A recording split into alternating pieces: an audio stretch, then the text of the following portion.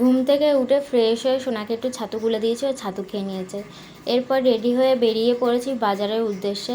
আর এখন ওকে দেখছো লাথি মেরে কেন্ন ফেলছে। ও বাইরে বেরোলেই কেন্ন দেখলেই হয় পা দিয়ে পিষে মেরে ফেলবে, নাহলে লাথি মেরে সরিয়ে ফেলবে। জানি না ওর কেন্নর সাথে কি শত্রুতা আছে, কেন্ন দেখলেই ও এরকম করে। আর বাড়িতে যেহেতু কোনো কিছুই ছিল না, তাই সকালে আমি আর কোনো কিছু রান্না করিনি। সকালে উঠেই ফ্রেশ হয়ে বেরিয়ে গেছি বাজার করতে। বাজার করে নিয়ে আসার পরে ঘরে যে সমস্ত কুচকাচ কাজকর্মগুলো ছিল সেগুলো সেরে একেবারে স্নান সেরে নিয়েছি। স্নান সেরে রান্নাঘরে এসে ভাত বসিয়ে দিয়েছি।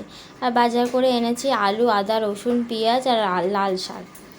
এছাড়া কিছুই আনিনি। সবজি আনলে সবজি একদিনও থাকে না, নষ্ট হয়ে যাচ্ছে এই বর্ষায়। আর সবজির যা দাম, ভীষণ গায়ে লাগে। সবজি এনে নষ্ট করতে তো মনেই চায় না, কোনো কিছুই নষ্ট করতে ইচ্ছা করে না। তাই আর আমি অন্য কোনো কিচ্ছু আনিনি। লাল শাক এনেছি, আর আমি লাল শাক খেতে খুবই ভালোবাসি। লাল শাকের প্রতি একটা আলাদাই ভালোবাসা আছে। সকালে যেহেতু খাইনি, লাল শাকটা ভাজা হয়ে গেলে আমি আর সোনা ভাত খেয়ে নিয়েছিলাম। সোয়াবিন করবো ভেবেছিলাম, সব কিছু গুছিয়েও রেখেছি, কিন্তু করে ওটা আর হয়নি। তো মনা খেয়ে দিয়ে ঘুমিয়ে পড়েছে এখন।